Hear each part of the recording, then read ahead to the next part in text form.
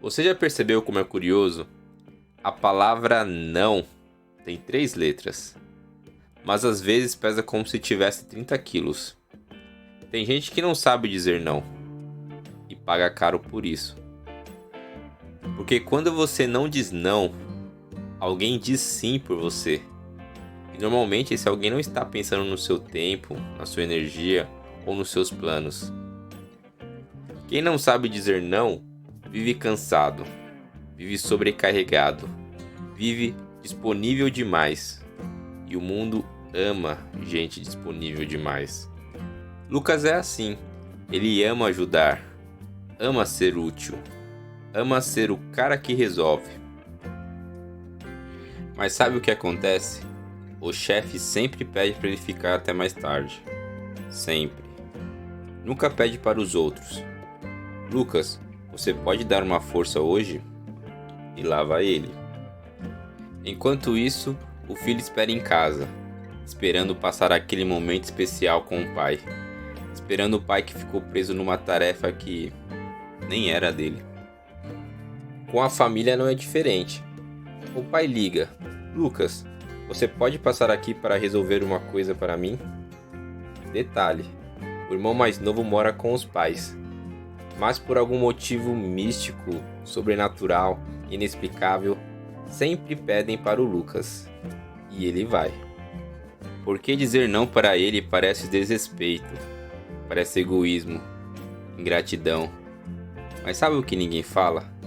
Dizer sim para tudo também é uma forma de desrespeitar a si mesmo. Por que agimos assim?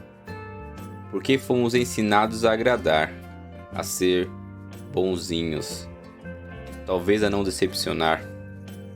Mas existe algo profundo aí. Medo de rejeição, medo de parecer ruim, medo de perder o amor de alguém.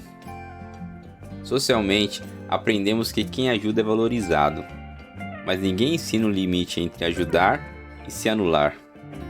A verdade é simples e desconfortável. Quem nunca diz não, vira a solução permanente, e a solução permanente acaba virando obrigação.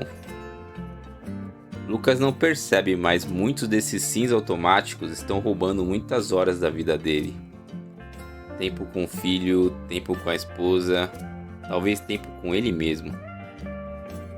E o mais irônico, as pessoas que mais respeitamos são justamente aquelas que sabem dizer não, com firmeza e tranquilidade, sem gritar, sem se justificar demais, sem inventar desculpas mirabolantes, apenas um simples não posso e pronto.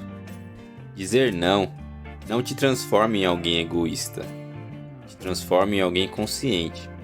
Você não precisa atender todas as expectativas. Você não precisa estar disponível 24 horas. Você não precisa salvar o mundo. Às vezes, salvar a sua sexta-feira já é um ótimo começo.